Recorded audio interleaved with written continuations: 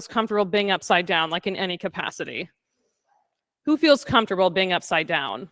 A little bit of this, some of this. Yeah, yes, I'm good. I'm doing one of these. Who's like, I'm here because I'm not comfortable being upside down? Awesome. Okay.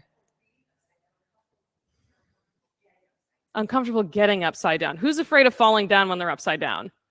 Awesome. We're going to work on that too.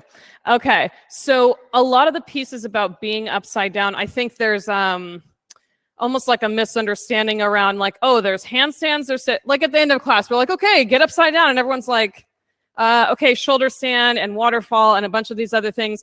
And it only feels like there's a couple of different options that you have, but really all of them have the same tools and the same bits and pieces. So once you master the tools and the pieces, then you can pick whatever type of upside down you want to do, and it doesn't matter, and you can do it safely and confidently. So that's what we're going to work on today. Not necessarily we're only going to do handstands, or we're going to do something crazy with shoulder stands or anything like that. It's let's build the building blocks so that when you're on your mat in a regular class, you can just do these things whenever you feel like it, or add it into your practice or take it out so that you can start to create the pieces of being upside down instead of just focusing on, I need to get on my hands right now and flail my limbs all over the place.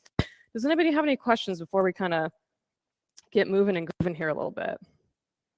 Nothing? Nobody? There's a lot of like anticipatory energy in the space.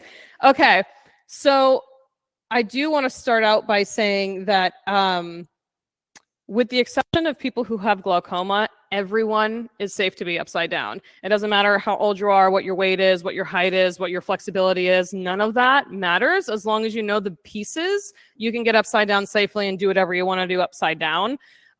So we're going to start with the easiest thing. That's the opposite of an inversion. So everybody stand up on your feet.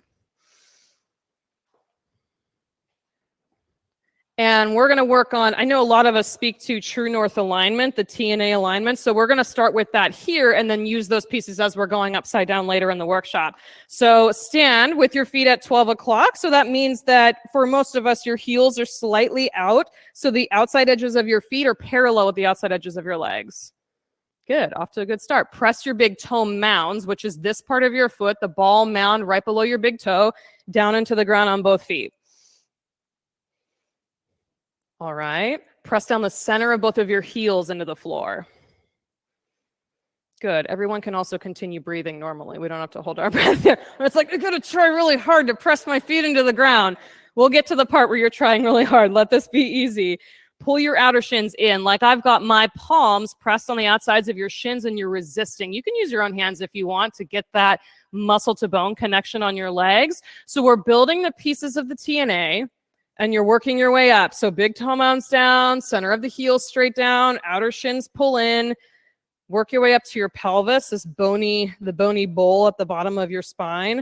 Lift the front of your pelvis in and up. It's just a slight tuck so you can make your tailbone point down towards the floor and the pit of your belly right below your belly button in towards your spine.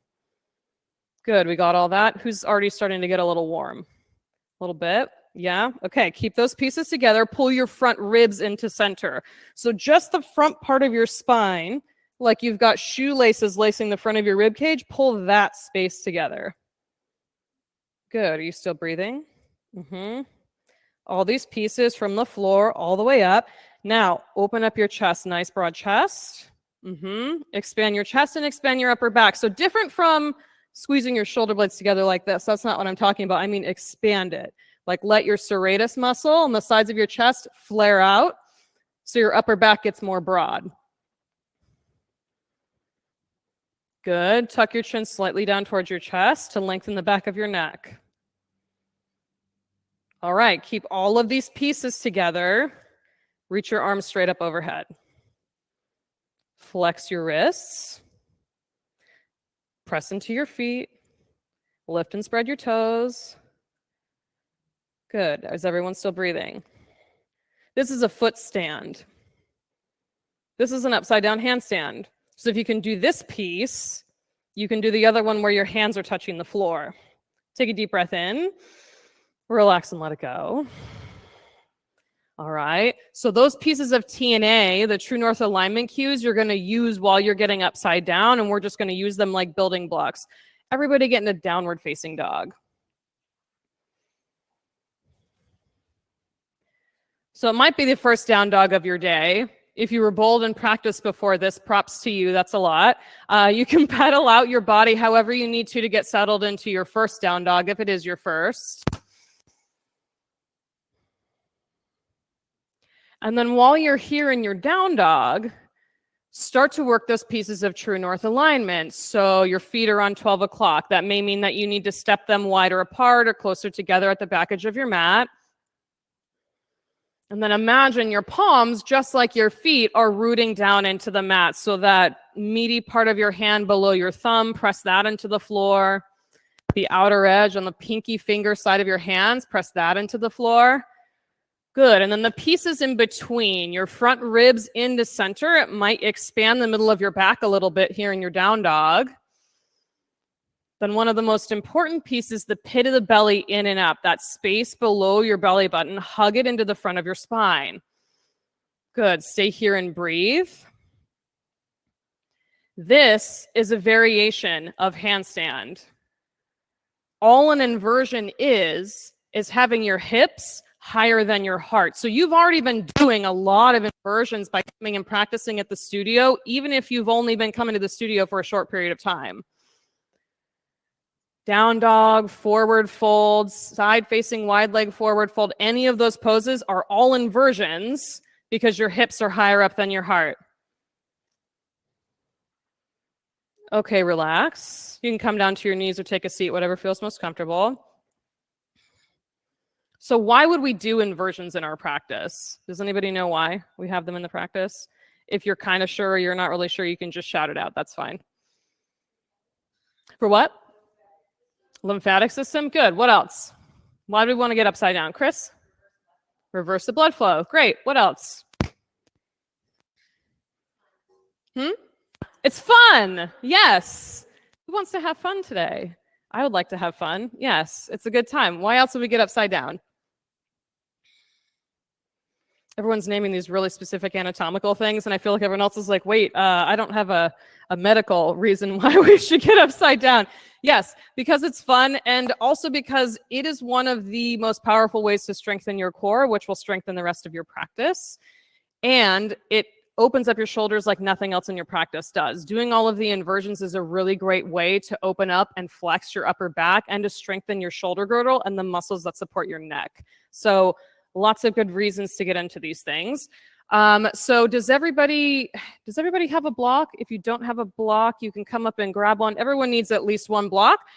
The point of this workshop is to help you guys learn a couple of things and look at inversions in a different way so that you've got skills and tools to use during a live class and not something that you need to have a partner for that we're going to do one time and it's fun and then you forget about it 2 weeks from now. So that you'll be able to do these core strengthening exercises and these different activities. But with that said, across the board, and here we have people who are comfortable being upside down and people who have felt like they've never been upside down. So I've kind of pieced things apart so you can take what you want and leave what you don't. And towards the end of the workshop, I've got stations set up around the room of varying difficulties. So you get to try on the things that you want to try, skip the stations that you don't want to do. And if you want to stick with one for a longer period of time, great. There's plenty of space for that. So that way you get to try a bunch of different, see what works. And you don't have to feel intimidated into doing the things that you are like, I'm not for that right now, not yet. Sounds good? Cool. Okay. So first thing that we're going to do is work on our core because that's the important part of getting upside down. And one of the biggest pieces that happens when people get excited about getting upside down, I'm sure everyone's seen people do this. You walk your feet in for a handstand and you see this happening. I call that a donkey kick, or where you're just flailing your limbs around, or this is also a really popular one too, where your back is bending out, your butt's sticking in the air. No one's getting upside down like that because the whole structure is like bent in half. The top half and lower half of the body are not talking to each other. So to fix that, we're going to do some core exercises. So for this first one, we're going to work on your pelvic tilt. Pelvic tilt is super important when being upside down. So start out laying on your stomach on your mat. And you can have your hands kind of in front like you're about to do upward facing dog. And then if you can't see, I think pretty much everybody can see me from where you are. This is just a tiny tilt that you're working on to understand pelvic tilt. So you're laying flat on the floor. Most people either have your tailbone pointing a little bit up or scooping a little bit under. Either is fine. So when we're working on the pelvic tilt, what you want to see when you're upside down is a little bit of a pelvic tilt, where your tailbone is kind of tucking down towards the floor. Can everybody see what I'm doing? At least understand what I'm doing. So I'll over exaggerate it. Tailbone up and out, not integrated, pelvic tilt. So there's a little bit of a roundness to my low back. So let's play around with that for a little bit. Lay on your stomach, exaggerate it and stick your butt up in the air, tailbone up in the air. Now tilt it the other way. Scoop your tailbone and pick up the pit of the belly. Yes, Kristen, like that. Play around with it back and forth. Butt up in the air. Scoop and tuck it under. So it's almost like the front of your pelvis, your low belly even, is coming up off of the floor. Good. Nice, Bob. Nice, Neil. Yeah, so you're just playing around with that pelvic tilt and understanding, okay, this is what it feels like when I've got that space expanded in my low back and the pit of my belly in and up. Pause for a second. Does anybody not feel what I'm talking about? Everybody's good, kind of have a sense for that. I know some of us have a little more mobility than others, but as long as you get that sense of like, shoop, it's pulling in and up, that's the thing that you're going for.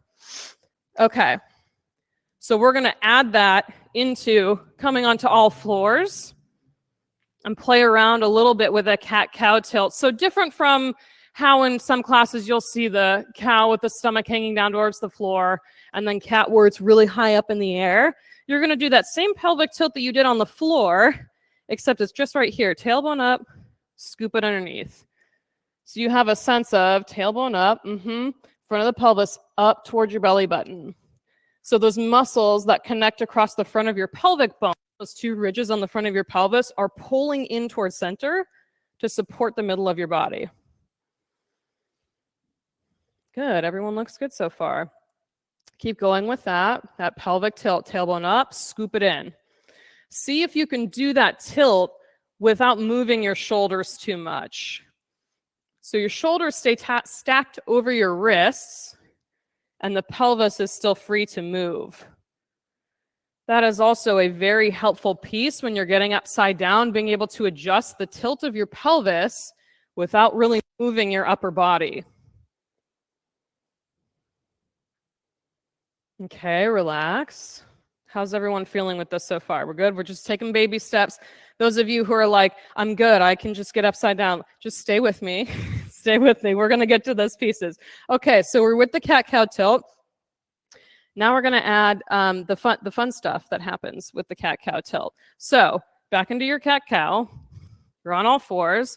So I want you to come into, you've got your neutral and then a little bit of a cat tilt, where the back of the pelvis is opening up, pit of the belly is pulling in and up, and then come up onto your toes so your knees are hovering above the mat.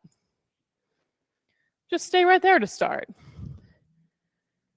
See if you can keep the knees off the ground, that front part of your pelvis into your body. If you need to take a rest and set the knees down, that's fine. You just keep coming up into it. Up on all fours, tailbone scoops under just a little bit. Nice, Jenny. Good, Tyler.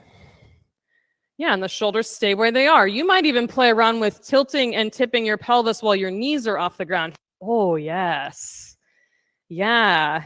Get a feel for that control of that part of your body. Nice, Mohammed. Good. Come down to your knees. Like even that, adding that piece into your practice will drastically change the way that you're going through your practice and then also help the inversions. Is everyone good so far with these? All right, we're going to add on the next piece. So, neutral pelvis, mini cat, little bit, we'll call it a kitten spine. It'll be a kitten spine. Come up onto your toes. I want you to keep that arch in your low back and then tap your toes off your mat.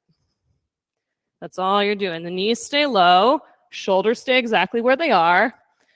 Tapping out one side and the other. So some of you might be tapping faster than your neighbor. That's fine. Go at your own pace. But pay attention to your pelvis. That's the most important piece. So if it feels like your stomach's starting to hang towards the floor, drop your knees and reset. and then come back up. Nice. Yep, that slight tuck. Pit of the belly's coming in and up. Okay, rest. Come down to your knees. Oh, yes. Who's already feeling like, okay, there's a lot of information is happening right in this area. Okay, next piece. Neutral spine, little kitten spine, up onto your toes. Instead of tapping out to the side, you're going to step and press the foot out to the side, back to center, step and across the body. See if you can do that without moving your body and swinging it to the side. You want it to stay right in center and stretch the leg back and tap. Good. It helps to straighten the leg out and reach for the back corner of your mat. Good, nice control.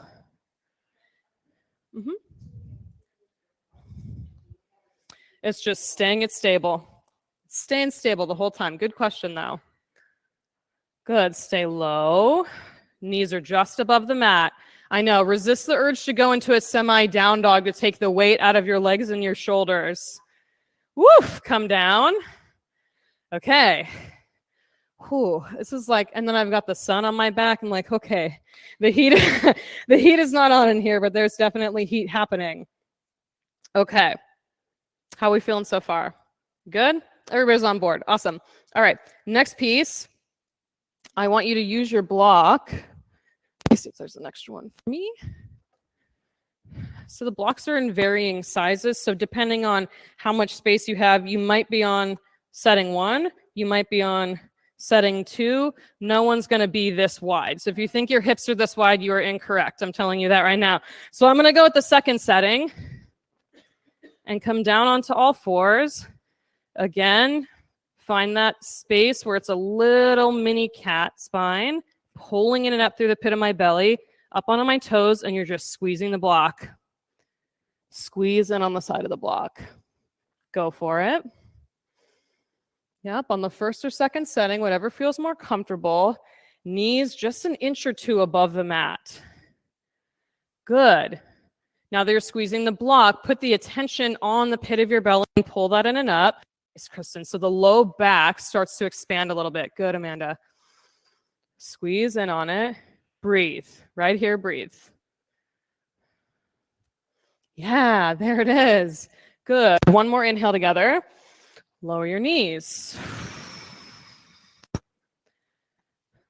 How are we feeling? Like this area, these areas starting to pull in towards center. Is everybody feeling that so far? I'm asking because I want everything to be warmed up in the proper way. So when you're upside down, you're like, oh yeah, no, all day I can do this. No problem. Okay, good. All right. So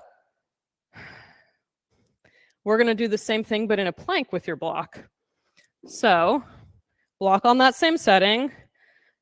I'll start out at the back of my mat and then just walk myself out to a plank. So resist the urge to be here, too high up with your butt sticking in the air, because then it's crunching your low back and compromising your low belly. You can start here if you want. Make that mini cat and then walk your feet back so it stays in and up. You're just going to stay in this plank holding the block. Go for it.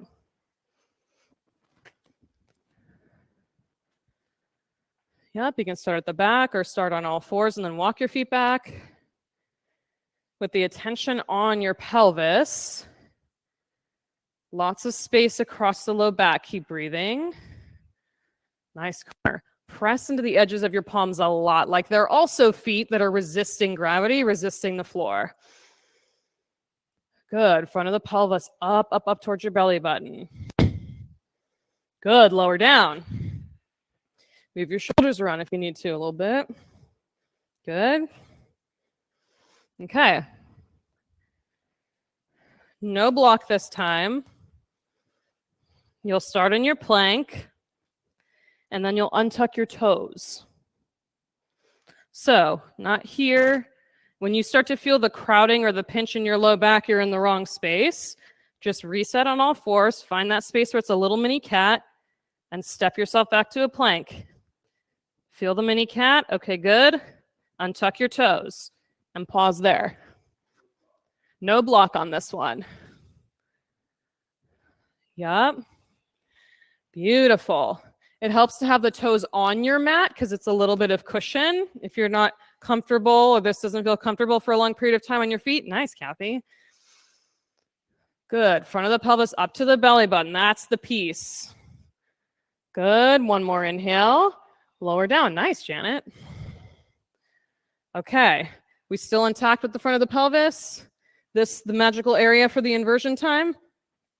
Same thing. We're adding one piece. Find your plank. Not here. We're up here. Okay. Untuck the toes. And now we're doing this. Lifting the leg. So if you notice you lift your leg too high and this happens, come back down, reset. Okay, just make them tinier lifts. The point is to be able to keep the front of the pelvis in that mini cat position and lift the legs in the center. Woo! Go for it, friends. You got it. You don't have to lift them super high. Nice, Mohammed. You're just lifting it and keeping the pelvis intact. You got it. Take breaks when you need to. Oh. You'll also find out quickly if you're dehydrated because your feet will start cramping like this.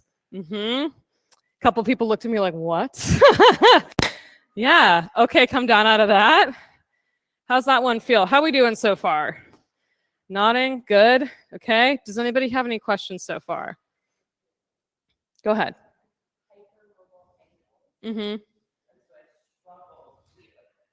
Okay.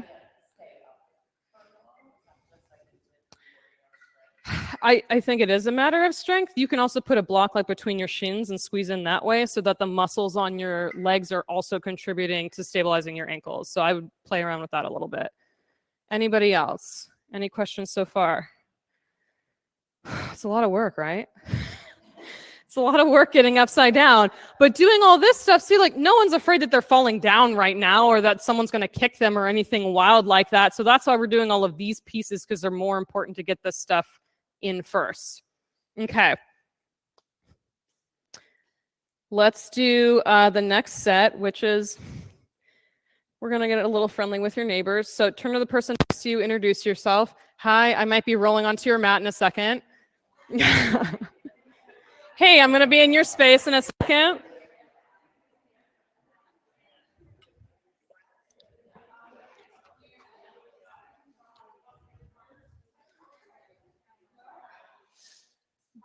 Okay, cool. All right. So, second round of core exercises, a little bit gymnasticsy because Lisa Taylor cannot get that out of her background if she tried. So there's, of course, a little nod to the gymnastics stuff here. Everybody start with your legs straight out in front. Legs straight out in front like you're going to do a seated forward fold. All right, so that same action that you're looking for in your spine, you're not dumping forward, but more commonly, no one's doing this. You're not slouching back. If sitting straight up is uncomfortable for you, you've got tight hamstrings or a tight lower back, temple your fingertips and lift your chest up that way. That's totally fine. And you can keep your hands here like this for the next two things that we're going to do, or if this feels nice and straight, you can pull in right here. You can have your hands on your thighs or down on your floor, down on your mat. So, the exercise is nice tall spine. You're just lifting and lowering your leg. Oh, yeah. Flex your ankles and spread your toes. That true north in your feet. So your feet are on 12 o'clock. Pressing your big toe mound straight forward now like they're trying to touch the wall in front of you. And if you can feel yourself starting to do this to lift your legs, come up, make the lift smaller. Oh, I know. Whose quads are on fire? You getting there? Okay. Let's relax your legs. Your friend, the block. So if you're feeling block on the highest setting. If you're scared, block on the lowest setting, flat on the floor. We're going to do the same exercise. It'll be right in the middle of the front of your mat. Same exercise, tall spine, lifting and lowering the leg, but you're going over the block. Whoop. Nice tall spine.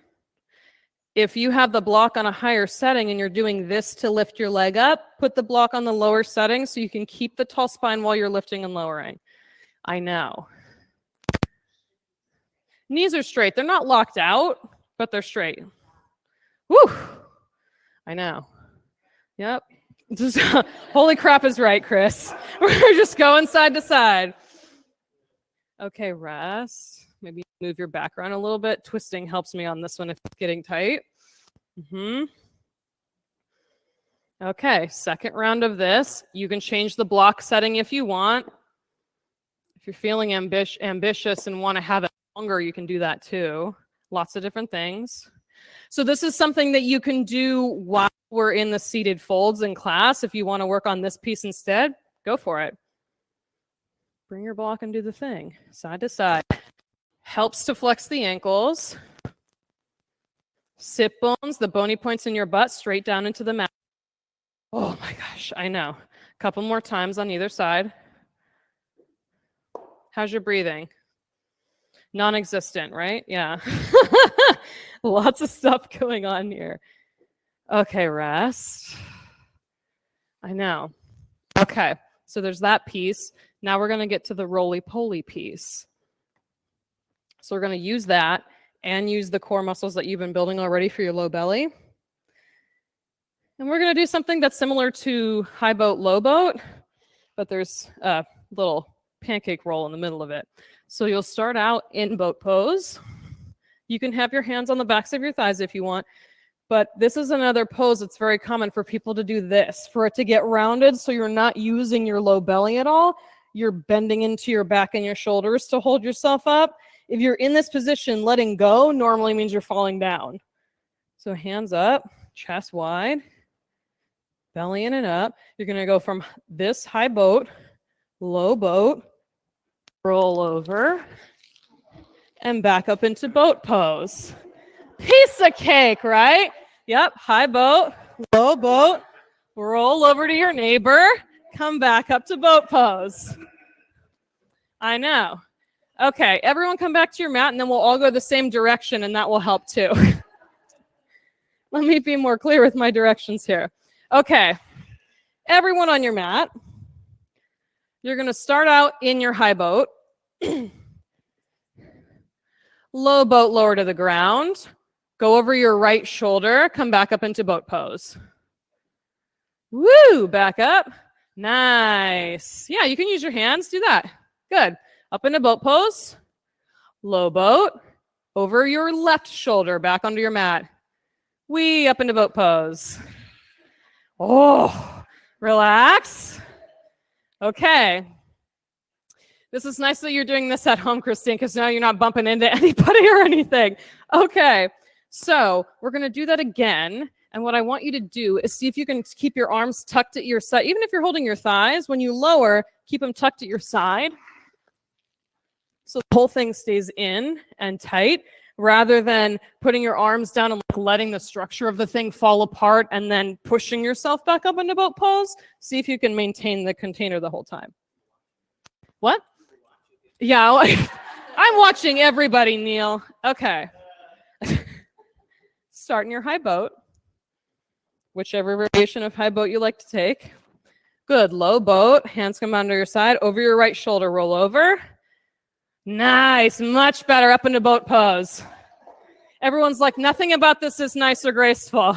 Up, low boat, over your left shoulder, roll, stay tucked like a little taquito. Yep, you got it. Up into boat pose. I didn't say it was going to be serious. I just lower down, relax. Okay. Does that feel a little less like noodly while you're moving like a wacky, wavy, inflatable tube person in the middle there? Okay. So that idea of being able to bend and straighten, and even though you've got this happening, it's, oh, but I know where neutral is. I know where the front of my pelvis is. Okay, tilt that. Good. Now I can stabilize the thing again. So when you're upside down, there isn't any of this. It's, okay, I'm right here.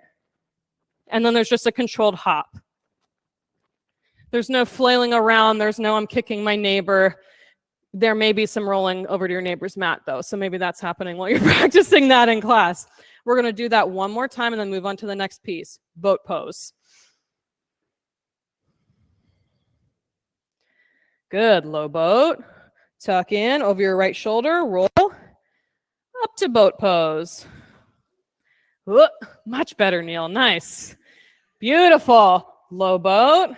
Over your left shoulder, roll. Back up to boat. Stick it. Press your sit bones into the floor. Relax. Slow her down. Okay. Good. I'm glad everyone is laughing like I was the first time I did this. I'm like, is this right? And Lisa's like, yeah, keep going. I'm like, okay. Okay, this is what we're doing. Okay. Now, we're going to do one that's going to fire up your quads again because you need those for getting upside down. You'll start in downward facing dog.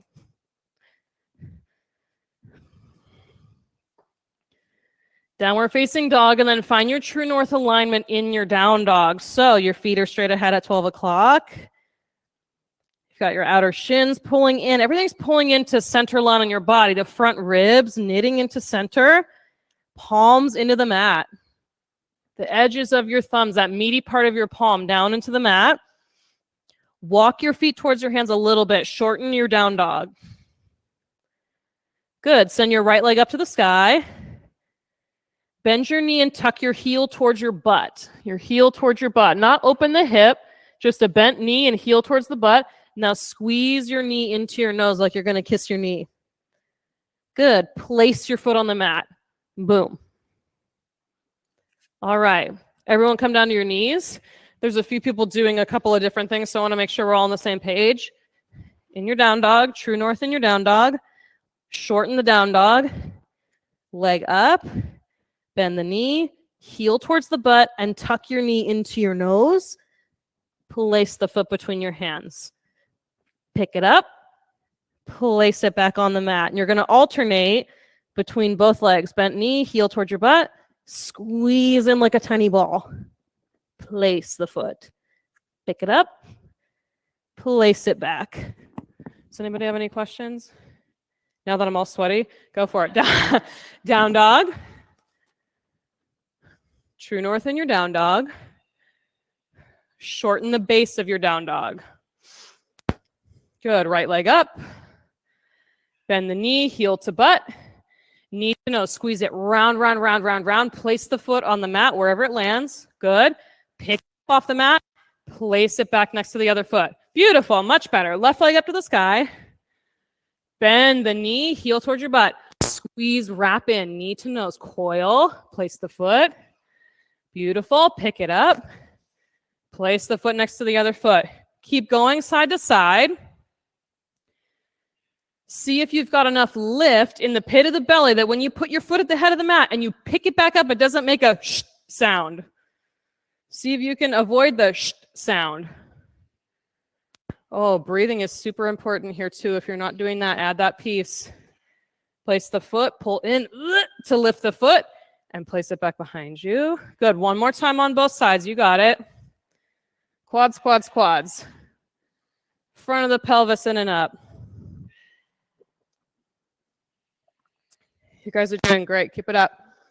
After you've done your two more, come down to your knees, rest. Whew. All right. You're feeling it in your neck. Let's see, Chris, going down dog.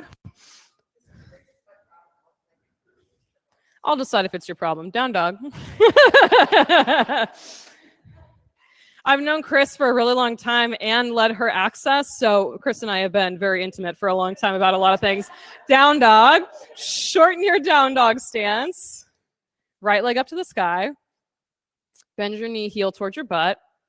Good. Squeeze your knee into your nose. Round, round, round. Puff up the space between your shoulder blades. Beautiful. Yeah, Chris. Yeah. So those two the muscle strips that run along the inside of your shoulder blades are called your rhomboids. Yeah. Are they hurting or is it just very like there's a lot of activity there? Okay. Okay. Well, we'll play around with it a little bit for you. If anybody else has got like burning that's going on there, those are your rhomboids waking up. They're doing their job.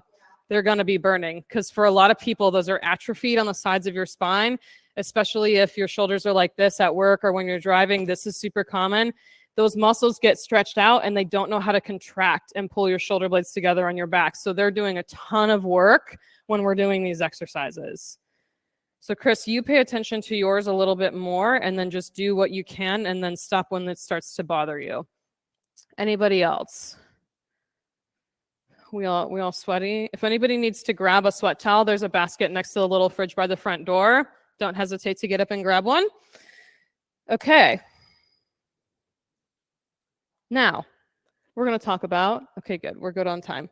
We are going to talk about fear factor stuff. So a lot of people are afraid of getting upside down in a live class because one, you're afraid of kicking somebody. Two, you're not really confident of where you're going to land with your feet.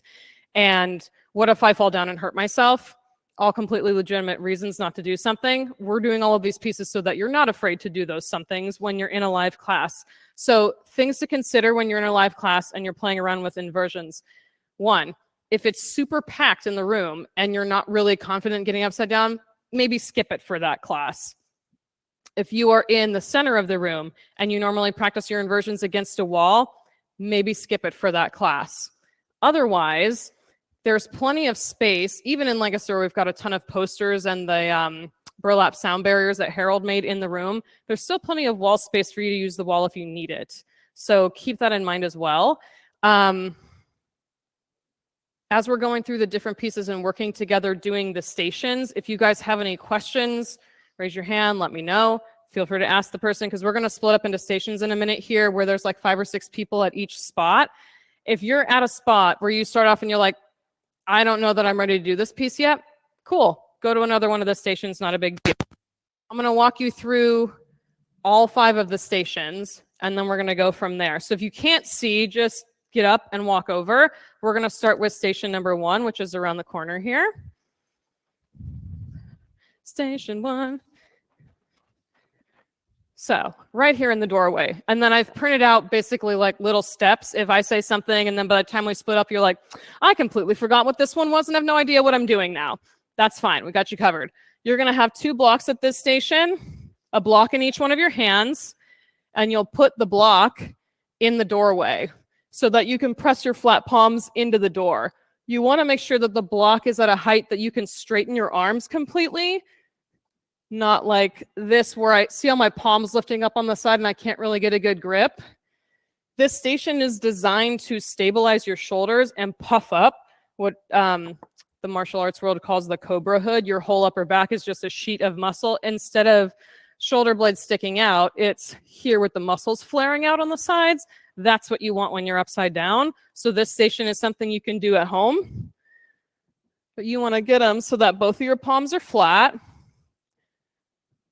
And then before you press it all, true north in your entire body. So you've got flat feet on the floor, okay, heels down, big toe mounds down, work your way up your body, pull your inner thighs together even, and then press into the palms. Not here where you're squeezing your shoulder blades together on your back, here where your upper back flares open and maybe you get a little bit shaky. Does anyone have any questions about this one?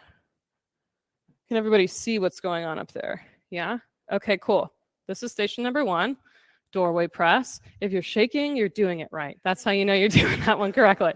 Okay, over here, the headstand chair. Who's been in the headstand chair before? We had it tucked away for a while and haven't brought it back out. This is super fun if you want to work on doing things like basket headstand or tripod headstand because it gets you upside down and supported without having any pressure on your head or your neck. So when this is out, it's very common for people to go, I'm just going to real quick, I'm going to steal this in the back of the room and then use that later on in class. Headstand chair, you'll start by kneeling in front of the chair, hands on the handlebars, stick your head down into the hole, all the way back so that your shoulders can be on the cushions and the back of your neck is touching the back of the chair. Down dog in your legs and walk them in. So I'm already set up and stacked to be upside down. I'm going to pay attention to make sure the pit of my belly is pulled in, the front of my pelvis is in, and then you just tuck yourself in. I'm barely using any weight and almost don't even need to use my hands because the cushions are supporting my shoulders, and then you can play around with putting your feet in the air. But there's almost no work required to stay upside down because you're holding onto handles And then you just make your way back down.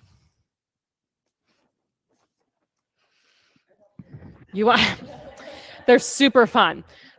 If you have a towel and you're super sweaty, just wipe this puppy off for the next person, just like when you're at a gym. Courtesy wipe down for that. So a couple of different ways that you can play around with this chair. I should not have worn necklaces to get upside down today. You can play around with just getting comfortable doing this. Being in the down dog. Perfect. You can hang out here all day and just feel what that is to feel. Walk in, keep your tippy toes on the ground, stay comfortable that way, or play with 1 or 2 feet tucked into your chest. And you can hang out here for a pretty long time before you feel like you need to come down. Maybe you play with one leg in the air. Maybe you don't. The important thing to remember with this is that your shoulders are all the way back in the chair, that you stay holding onto the handlebars, and that you come out the way that you came in. So I'm going to come back to my tippy toes, walk myself out, and then I'm back on my knees again. Anybody have any questions about this guy? Capiche. Okay. I'm going to come on here to the back corner. Wall pikes. This is a common one that you might see a lot of people do in class. So I'll demonstrate first what you don't want to see, what you don't want to feel in your body, and then what we're going for. So for wall pikes, your body should be in like a capital letter L, not stomach bowed, chest flaring out. A lot of times you'll see things like this where people will just, I'm doing the thing. And there's no structure and it's super wobbly while you're here. The way to avoid that, sit at the wall, legs out in front of you so you know how far away your body needs to be, because this is the same pose, right? I'm in a foot stand.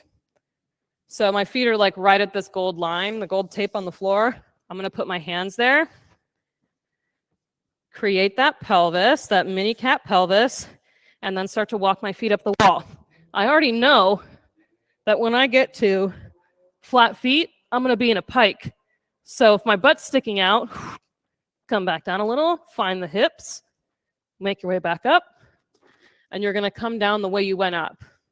Who's afraid of this station? Yeah, it's a little bit scary. So you have the option to use the chairs instead. Same thing.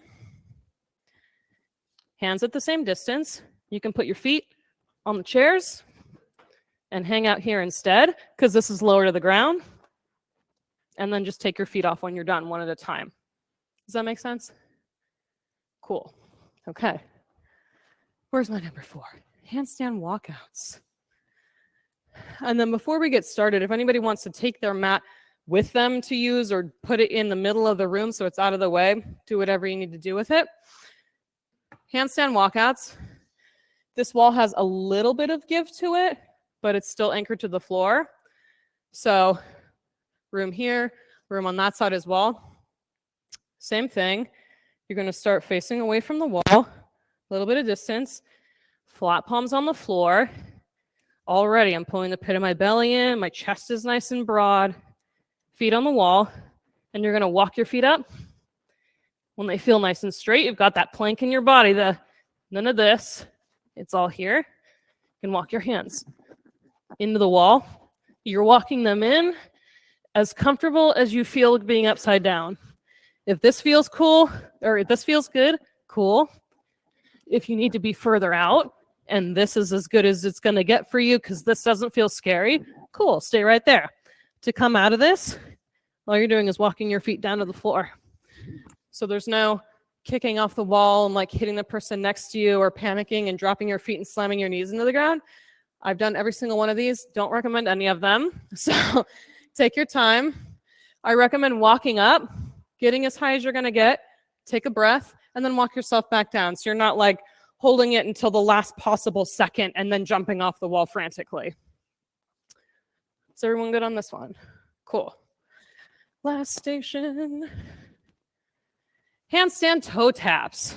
So we just did the thing in the plank where your toes are tucked, tapping to side to side. You're going to do that here, but upside down. So saw some like faces. Okay, so you're going to start with the same setup that we did with the wall pikes over there. Sit on the floor, Okay, that's about how far away I need my feet to be. I'm going to plant my hands, puff up your shoulders, and start to walk yourself into a pike. Not here, here. You're going to straighten your legs and toe tap out to the side, maybe once or twice to start, and then make your way back down. You can decide how far you want your hands to be to the wall. If you feel really comfortable being in a handstand, you can be all the way upside down and do the toe taps that way. Any questions on this one? No. I see some excited faces, some apprehensive faces.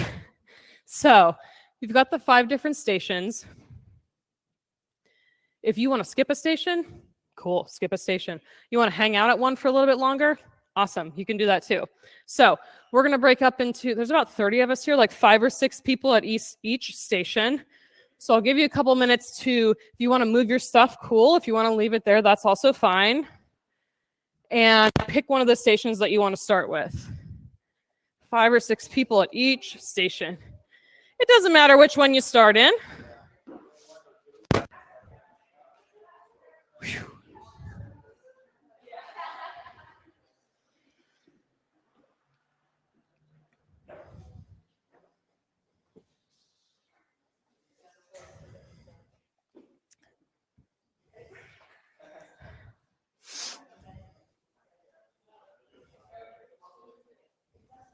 Oh, hold on, Kristen. You're getting ahead of me. Oh. I just want to make sure everyone's at a station. Okay. Has everyone picked their station? Cool. Does everybody know the people in the group that they're with at their station? If not, introduce yourself.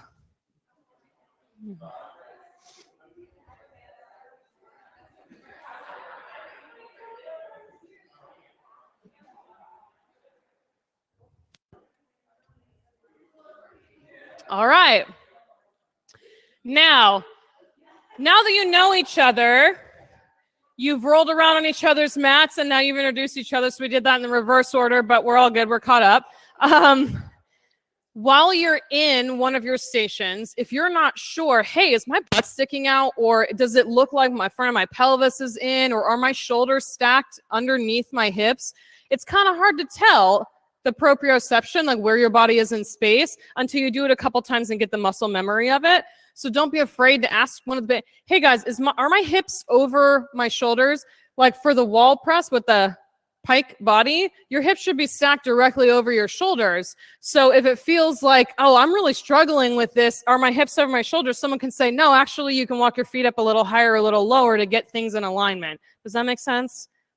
Easy peasy. All right, decide who's going first. Kristen's really eager for the headstand chair. So in your stations, you're just going to take your time. And if anybody has any questions, just raise a hand or call me over, and I'll be more than happy to help.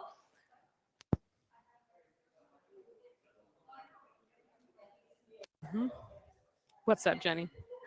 Nothing.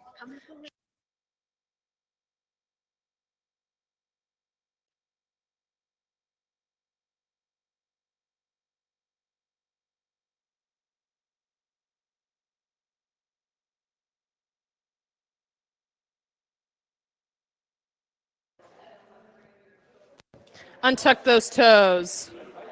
Untuck those toes. There you go. Yes.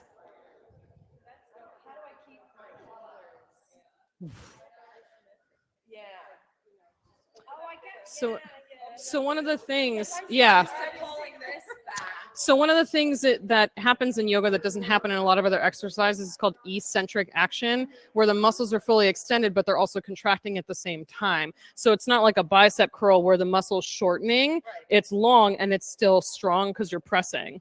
Yeah. So that's what we're going for here, to get the upper back to go and flare out on the sides. With that, yeah, we're not, it's not this, it's here. Yeah. That's okay. Can you get here? Let me get you another block. There was definitely pressure there.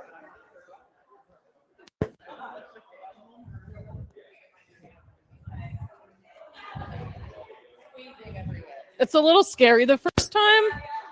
Okay. Press 2 blocks right here. Sorry, I'm going to pinch your finger. There you go. You need another block on that side, or can that one be on the third? Okay. Let me see this block. Too short? Okay, cool. Let me grab another block.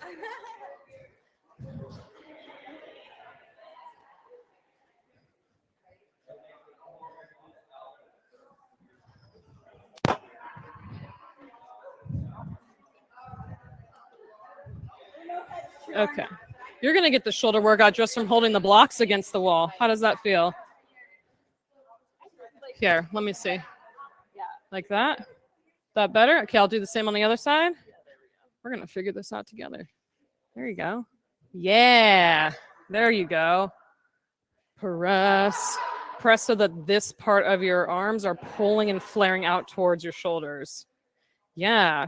So this gets expanded right here. Perfect. Just like that.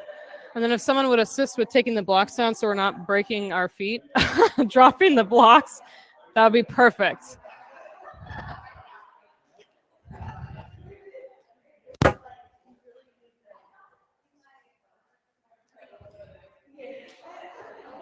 Nice, Tyler.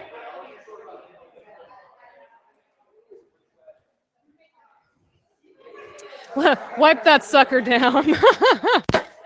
How we doing over here? You got it, Chris. They're so much fun. What is it called?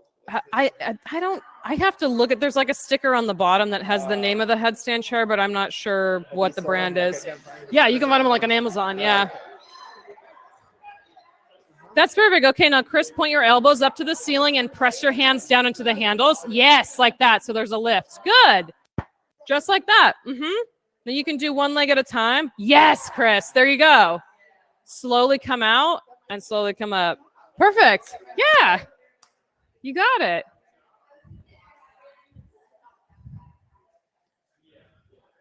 All right, Amanda, let's see it. Yeah.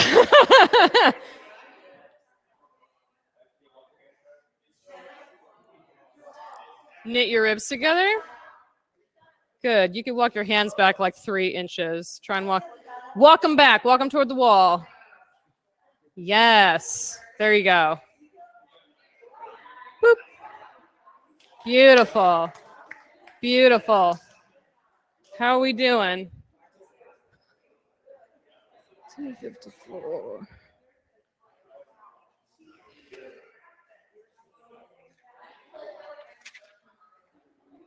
Okay. Switch stations are going to go clockwise. So your group is just moving to the station next to you. Nice, Neil. Elbows up to the ceiling. Yeah, there you go. So it's squeezed in. Nice. Towards the wall, Neil. Yeah, there you go. It's the feeling of it's almost tipping backwards. That's the balance point. Sweet. All right.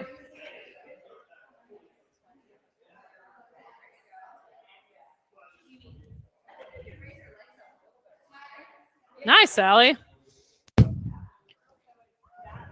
Untuck those toes, lady. Yeah, you. Untuck your toes. So your toes are pointing up toward the ceiling. Yes. Ooh. Now tap side to side. There you go. Beautiful.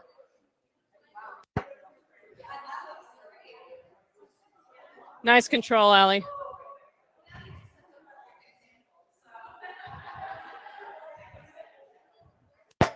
Kathy, you can walk your hands closer to the wall a little bit. Good. And then hips right over your shoulders. Beautiful. Yeah. Everyone slow. Yeah, you got it. Okay. See, and there's the wall. So now you're going to tuck one knee into your chest. Just one. It's fine. I'll grab the wall. Good. And then your other knee into your chest. Yep. And you just come out the way you came in. Easy peasy. Good job. Good job. All right. Not completely locked. That's too much of a bend, Neil. Let me flatten one block and see how much you got there. Yeah, that's about it. Okay, that's much better. So you want this space to flare out on your upper back, and this right here, serratus, to flare up towards your armpits. Yes, like that. Woo! That's what I'm talking about. Now that's a handstand shoulder setup there. All right.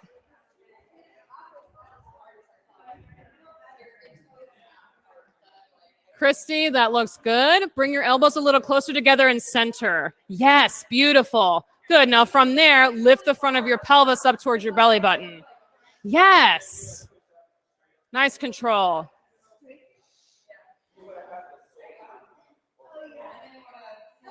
Untuck the toes. Good. Beautiful control, Christy.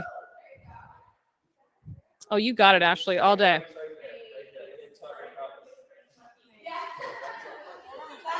There it is. Knit your front ribs together, Ashley. Next time you go up, pull in right here. Mm-hmm. Good.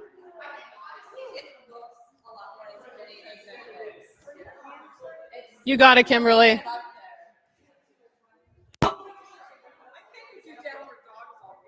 Oh, you are totally fine. I believe in you. It looks a lot more difficult than when it really does. Yeah. And then when you get up and you're like, oh, I'm touching the wall and the floor and I'm warmed up, I'm okay. There you go, Kimberly. So you're going to look out in front of your fingertips and just trust your feet. Trust your feet and go one step at a time. Mm-hmm. Press as hard as you can into that foot on the wall. Okay, let's try from down dog. You're going to try from downward facing dog. And then just put one foot on the wall. It doesn't have to be up super high. Good. There you go. And the other foot. There you go. All right. Look out in front of your fingertips because that's where you're going. You're going to go straight forward. Untuck your toes one at a time. Yeah. See? Baby step. Baby step, downward dog, and then foot on the wall. There you go. There's a million different ways to do the thing.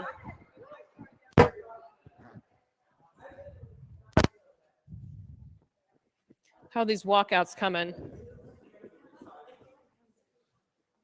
Good. Look out in front of your fingertips because that's the way you're going to walk. Mm-hmm. There you go. Good. Yeah. Some of them are a little easier than the other ones. Okay. Got about one more person. Yeah, there you go. Untuck those toes. Tap. Tap. Good. Sweet. You got it, Janet. Elbows up to the ceiling. Good. Just tuck one heel towards your butt. There you go. Press into your shoulders and your hands. Maybe the other knee comes into your chest. Yep. Just keep walking it in. You have the whole structure, so just take your time with tucking the knees and pointing the foot up. There you go. Good. You can switch legs if you want. Or come out if you need a break. There you go. Elbows up to the ceiling. Hug them to close to your body. Good. Beautiful. Good work, Janet. All right. Are we good to switch to the next station? Let's move clockwise to the next station.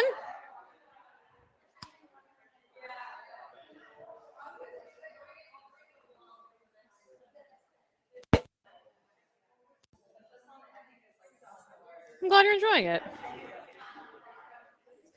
Everybody, real quick.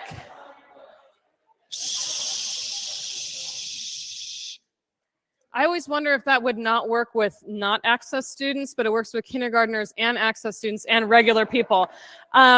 If you get to a station and you're like, I'm not ready for this right now, you can just bow out and hang out at the station. Not a big deal. Or you can hang out at the station before if you want to keep working on that. Just so you guys know, there's no pressure to do every single station here. Good? Okay, go for it.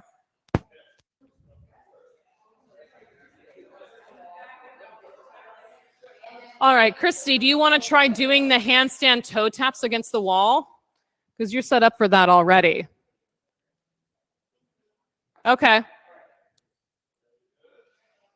Hands on the mat, and then you'll walk your feet up the wall. Beautiful. Untuck the toes so the tops of your feet are pressed into the wall. Yeah, toes pointed up to the ceiling. You're going to tap the right foot out to the right and bring it back to center. Good. Left one out to the left, right on that anatomy poster, back to center. You do as many reps as you want before you walk yourself back down the wall.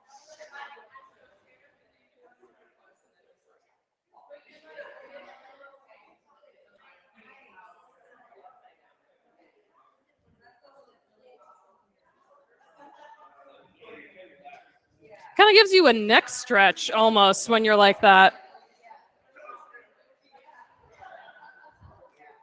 You getting a foot cramp, Neil? Look. Missy's got that all day.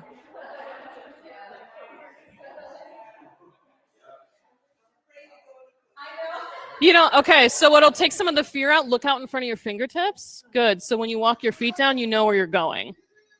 There you go. Easy peasy. Nice. All right. Ashley, hug those ribs in, girl.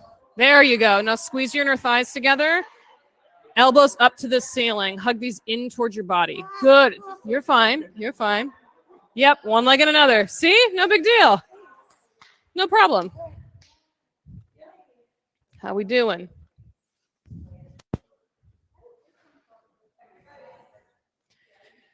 When you get up, oh, go ahead, Amanda. I want to hear your answer. Go ahead. Expert, what? So you want to press until this flares out, Janet. Yeah, let me try this one on a smaller setting. Can you reach? Yeah, that's what you want. So your arms are long, but your elbows aren't completely locked out. Yes, this is what I want to see. That flaring out. Good. And this gets puffy right here. Beautiful. Yeah. So it helps with getting upside down because your shoulders and your upper body, because we're bipedal creatures, weight bearing is easy on the bottom part of our body, but not on the upper part. And your wrists and shoulders can be a lot weaker than your hips and your knees. So when you stabilize the shoulder joints like this and stabilize the muscles around the joint, it's easier to stay upside down without getting super wobbly. Super important. Yep.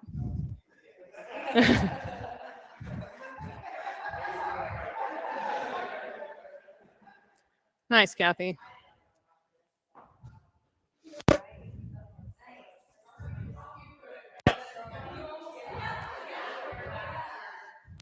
Kimberly, you can do the down dog thing in this one too. If you start in down dog, you can even start in a short down dog and put your feet up and just walk your hands out too and play around with both sides of it a little bit. It's easier to do on the mat so you don't slip on the floor though.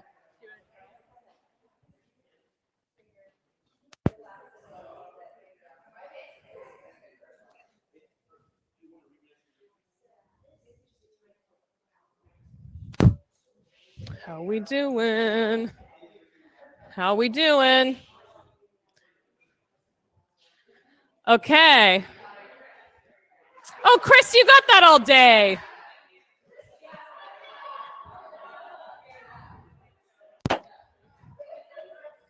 Okay. Are we ready to switch to the next one? Ashley, one leg at a time comes down. Use control because you have the tools. So tuck one knee into your chest, foot on the floor. Next knee in, down. Beautiful. There you go.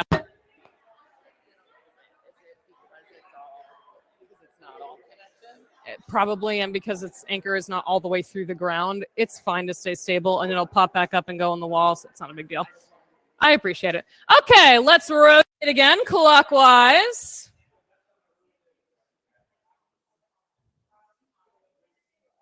I think we have one more station after this. Is that right? Have we done 4? Okay.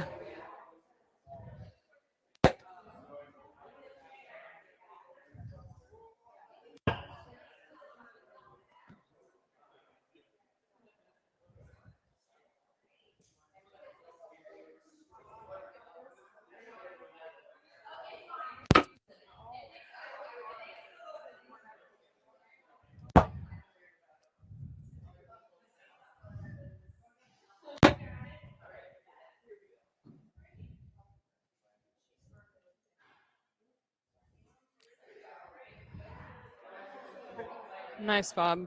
press enough that you can flare out right here. Good. And then puff up right here. So the center of your chest comes in and this spreads out. Yes, a little more like that. Mm-hmm. Beautiful. Nice, Tyler. Untuck those toes, sir. Untuck those toes. Yep, tops of your feet. Tap out to the side. You're doing great. Look in front of your fingertips while you're tapping. That'll help stabilize your balance. Good.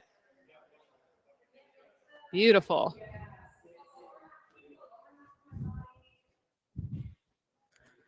Nice. Tuck one knee in at a time. There you go. Feet back on the floor, nice and controlled. Nice. Well done.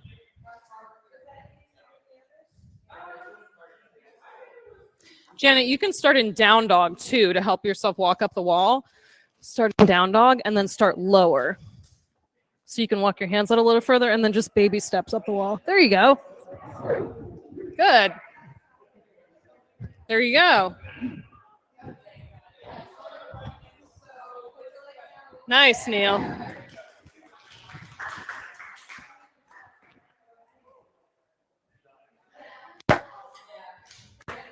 Good.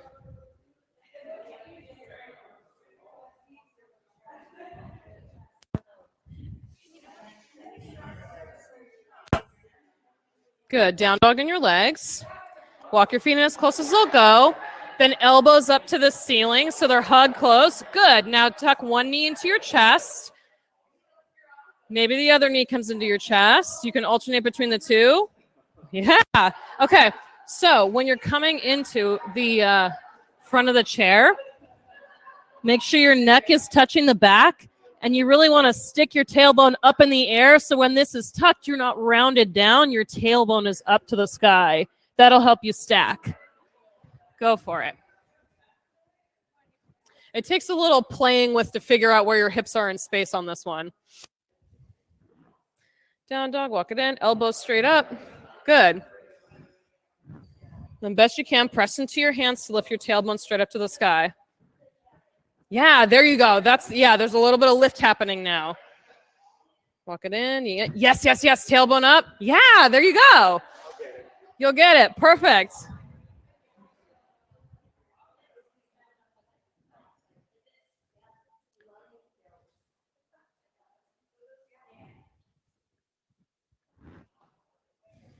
Nice, Kathy. That's serratus.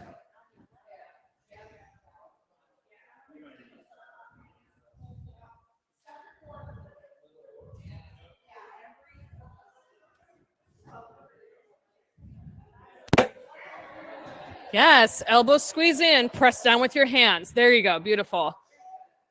Good, flex your ankles, feet stay awake. And then one knee at a time or both, nice and controlled, beautiful.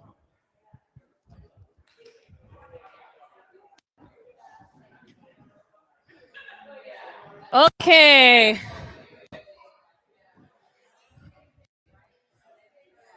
I think we're just about to the last station, folks. Last station, rotate clockwise one more time.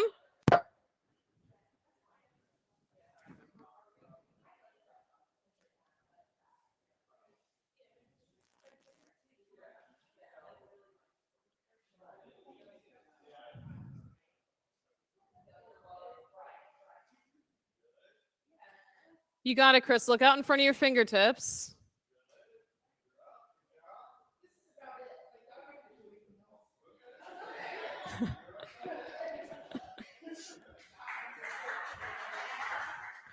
All right, let's shift. One more station. Yes, beautiful. Nice, Jody. Okay. One more station, folks. Finish strong.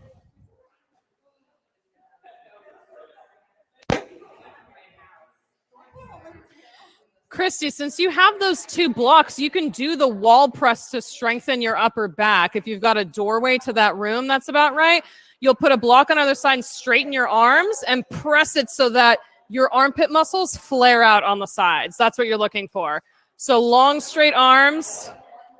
And maybe the block is on that setting or the lowest setting, and you're going to press your hands into the doorway. Yes, like that. So your upper back flares out. Nice, Bob. Toe taps.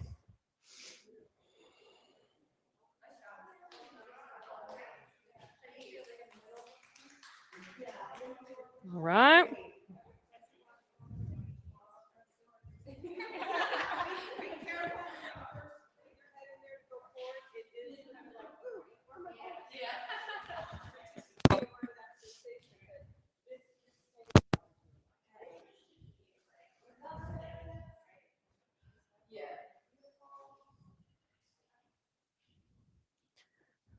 Nice, Janet. Look out towards your fingertips, out on the floor. There you go. Yep.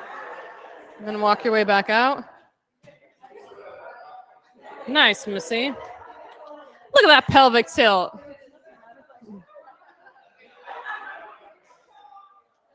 Nice. Elbows up to the ceiling. Good. Then tuck one knee, tuck your left knee into your chest. Whoop. Slowly come down. Beautiful.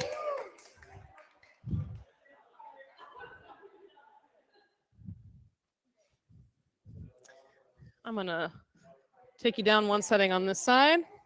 And you can stay that one on the. Yes, that's what we want to see. What was that? I could make stickers for that. That's a good idea.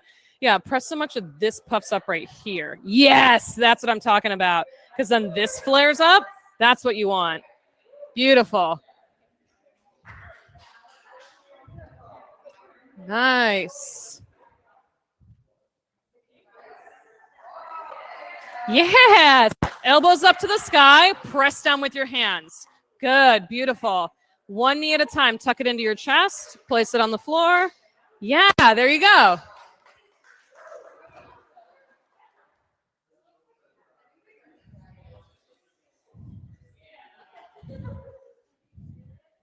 Yep, you're in the right spot. Pull your front ribs in together right here. Yes. Now you can spread this open. Yes, yes, huge difference. That's what you're going for. That where it starts to stretch and peel this part open. That's what you're going for. It doesn't what? Good. Yeah, that spot's a dead zone on a lot of people. It's super common for that area to be weak or kind of like, what is that even? I don't even know how to feel that in my back. Awesome. Exactly.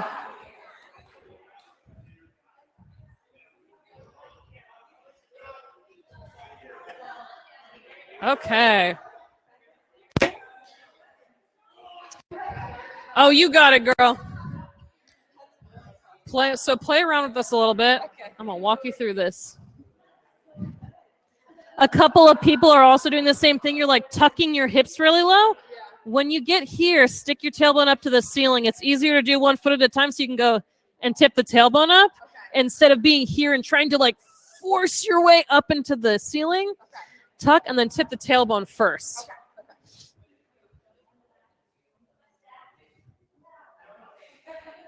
There you go. Elbows stay tight in. One knee in. Tip the tailbone as much as you can so you can almost feel like you're tipping backwards. Yes, that light point. Yeah, there you go. I know. Good. Woo. Doing great, Shar. Doing great.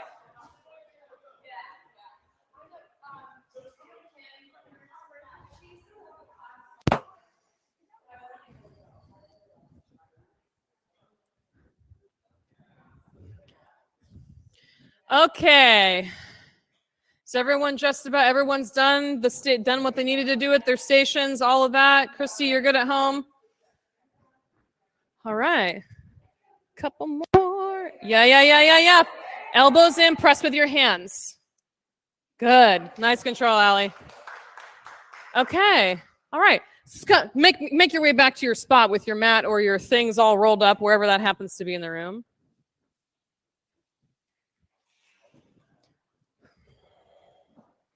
Get yourself resituated.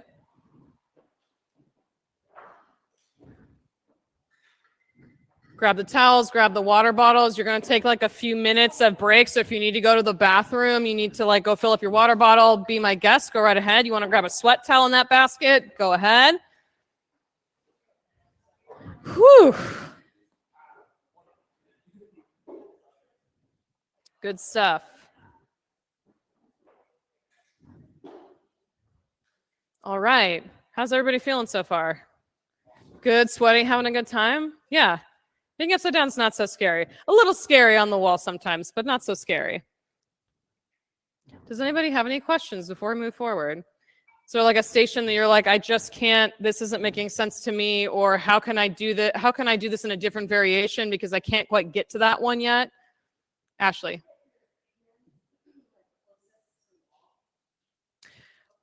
You mean just to get completely vertical?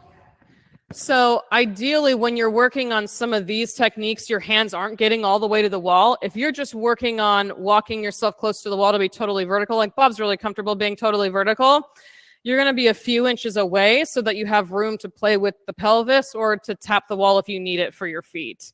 So it's not going to be completely touching, but if you're completely vertical, it's, I don't know, maybe a foot away, maybe a foot and a half away from the wall. Anybody else? Questions? Kimberly. Mm-hmm.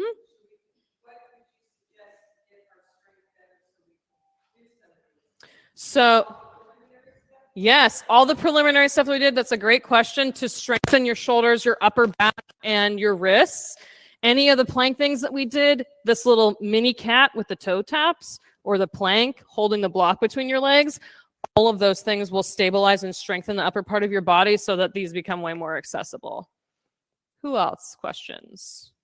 Questions, comments, something that you feel may be a stupid question that we already covered and you weren't paying attention, but you don't want to ask it now. That's usually me. I'm the one who asks those questions. There's a couple more people that are out filling up water and using the restroom. So if they have questions, we come back, we'll go over that. But I'm excited that we have time to do some partner stuff today. So all of the stuff that we've done so far are pieces that you can work on at home or pieces that you can work on in studio during a live class, especially all the preliminary work that we did.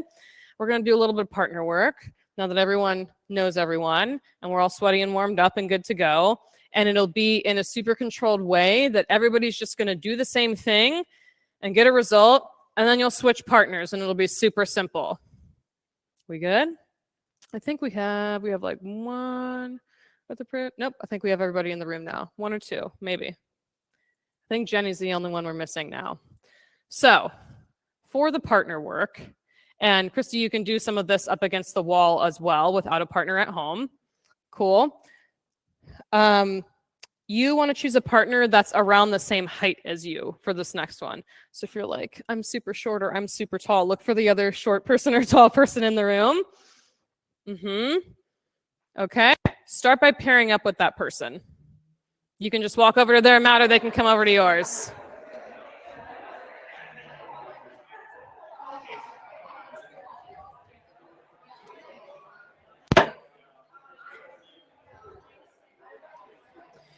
Once you've partnered with someone, sit down together so I know that you're paired up with someone.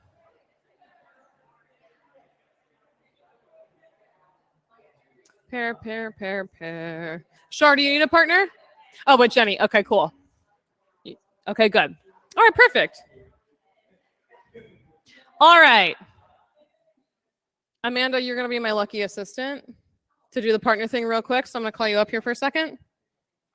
Not to put you on the spot, but to put you on the spot. Okay, so the first one that what we're going to do is super simple. You're going to decide who's partner one and who's partner two. Doesn't matter which one's which. I'll be partner one. Amanda's going to be partner two. So Amanda is going to be standing in warrior one stance, and I'm going to be in downward facing dog. So partner one, you're going to be in down dog, and I'll go through this whole thing, and then we'll break apart. So I want each one of you to watch what's going on and be clear about the instructions so that you can ask questions if you have them so that nobody gets hurt and everybody's just taking their time. So Amanda will stand behind me in a warrior one stance and a warrior one stance. So when I lift my leg in the air, I can put it on her shoulder and she can support that weight because she's in her warrior one stance. So partner one is in downward facing dog. Partner two is in warrior two. I'm going to tell Amanda, I'm lifting my right leg so that you're not kicking your partner in the crotch or the face. I'm lifting my right leg. I'm going to put it on Amanda's shoulder. So she might need to adjust her feet a little bit, and that's okay. I'm going to flex my ankle just like we were doing. So none of this, no floppy arms. We did all these stations so that we can get that out of your system. All I'm going to do is press into Amanda's shoulder and lift my leg. You can stop right here or go all the way up into a split leg handstand. And then, good. I'm just going to unhook my foot and place it on the ground. So what we're not going to do is worry about being too heavy for the person holding you up. They're not carrying your weight. You're just putting your leg on their shoulder. That's it. They're already standing on the ground, so they're stable. You're pressing into their shoulder to lift your body up. They're not doing any lifting or moving around. Does that make sense? Okay, so when I'm in down dog and Amanda's in her warrior one next to me, she's got a foot brace behind me and a foot next to me. I'm going to lift my right leg, put it on her shoulder. True north in the feet. Look out in front of your fingertips. So no one's doing this. Elbows aren't out. You're all strong enough for this. Then you can go right here or put your leg up in the air. Amanda's not moving or lifting or doing anything. You're not going to bow your back and let yourself slither to the floor weirdly. Nobody's doing that part. The foot up. Okay, I'm coming down. I put my foot down. Super simple. Does anyone have any questions? Okay. We're going to do this silently the first time so that I can watch everybody, because what will happen is, oh, I'm so sorry, I'm not strong enough, I'm way too much, and there's a lot of chatter that happens, and then everyone's like flailing all over the place and people can get hurt. Chris? You should use a mat. It's easier to use a mat. You can do it on both sides. Yeah, we're just going to do the first one nice and slow so everyone's comfortable with it, and then we'll switch sides. Okay, partner one, you're on your mat. Downward facing dog.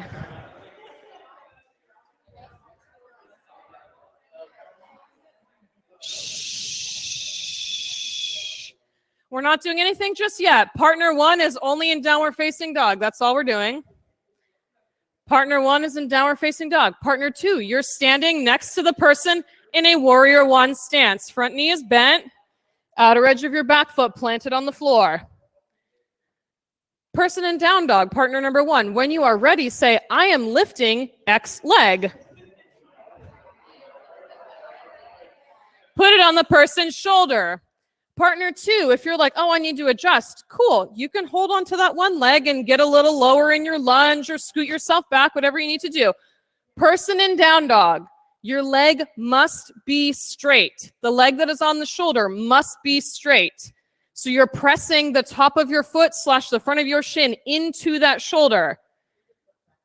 Person in down dog, look out towards your fingertips so that you can shift forward safely. Now, press and lift your other leg up. Shh. Nice. Person in down dog, place your free leg back on the floor.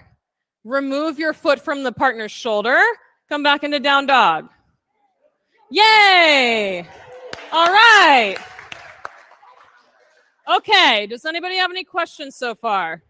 Shh. Does anyone have any questions about that piece? Is anyone in the space of, I can't do this with this partner because I can't support this partner? Because sometimes that happens when we're doing this. No? You guys are fine. You can totally do this. Okay.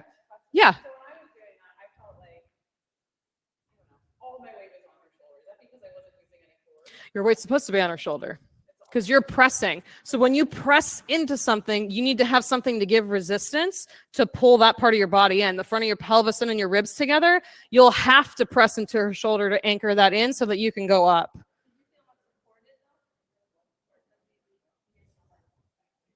You're just staying stable the whole time. Okay, any other questions? Shh. Kathy. Good question. So when someone is in down dog, you want to be next to them with your outside leg as the bent knee. Does that make sense? So that they have room to be in their down dog, but you can still be close to their body to support their weight. Good? Okay. Same thing. Partner one is in down dog. Partner two, you're just switching sides to the other leg. Same person. Partner one is in down dog. Partner two is still the support as a warrior one stance. Partner one, tell them that you're lifting whatever leg you're lifting. Put it on the shoulder. Partner in warrior one stance, make sure their leg is straight and that your shoulder is stable. Partner on the ground, look in front of your fingertips. Good. Press into that shin and lift your other leg up. Nice, Jody. Beautiful. Okay. Partner in the down dog, let your free leg come down. Opposite leg off of the partner's shoulder. Good. Good job. Okay. Does anyone have any questions? Shh. Kimberly, go ahead. You're losing this. Yeah, so Kimberly, you could start be on one knee instead of in a full warrior one, so it's lower to the ground and that you can have more room to play with this. So I would start, instead of warrior one up here where your leg is up higher, have your partner come down to the knee. Okay, cool. Any other questions? Partner two, you are on the mat. Partner one, you are in warrior one.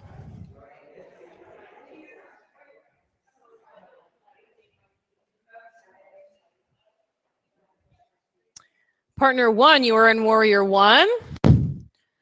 Partner two, on the mat in your down dog. Tell them which leg you are lifting and put it on their shoulder. Good. Partner in warrior one, press your feet into the floor, stabilize your shoulder. Good. Yep, a leg can come in the air. Those of you in down dog, look out in front of your fingertips. Good. Let the free leg come down when you're ready. Step the foot off the shoulder. Nice control, Chris. Nice, Connor. Okay. Shh.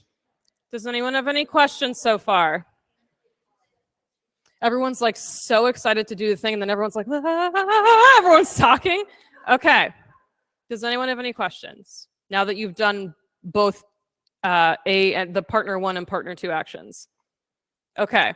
So partner two, you're in down dog again. Partner one, you switch sides. Go on the opposite side of them.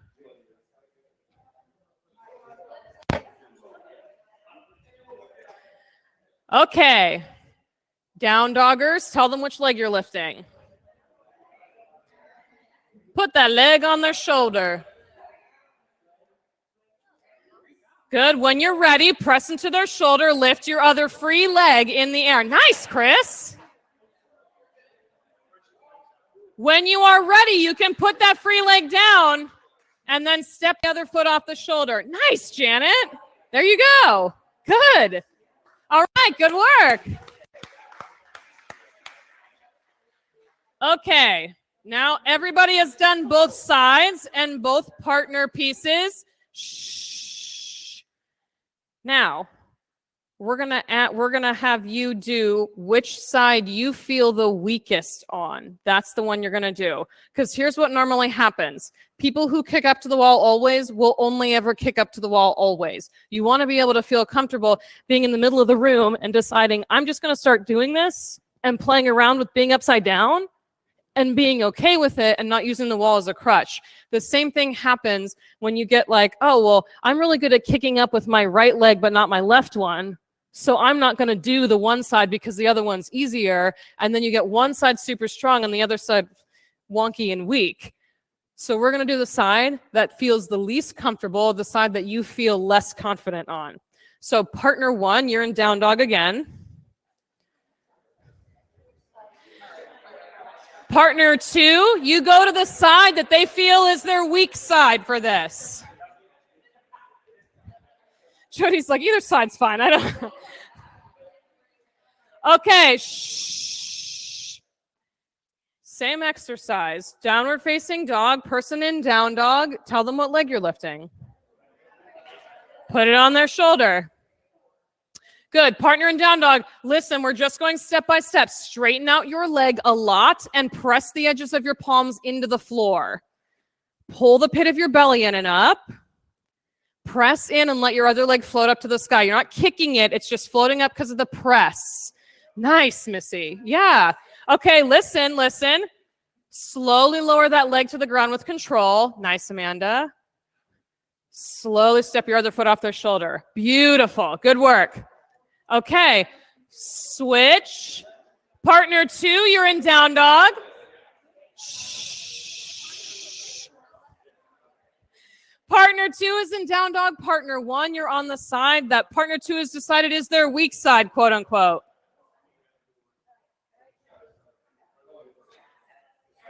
Down dog person, tell them what leg you're lifting.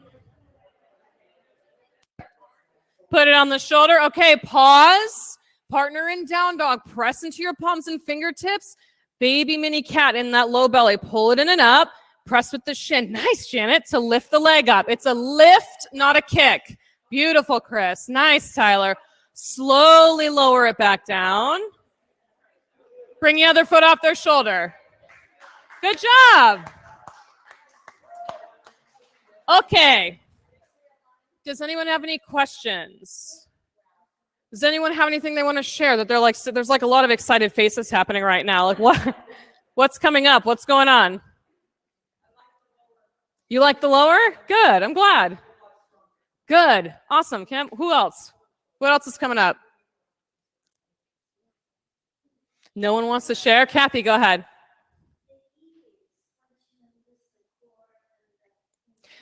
Yeah. When the pelvis is where it's supposed, nice and neutral, when you've got the pit of the belly pulling in and up, it makes it there's no flailing or overworking or trying to do the thing so hard and it's a lot of work. Yeah, I mean, it's work, but nobody's struggling. There's a difference between doing hard work and struggling to do work. Anybody else? Comments, questions, Missy? Mm-hmm.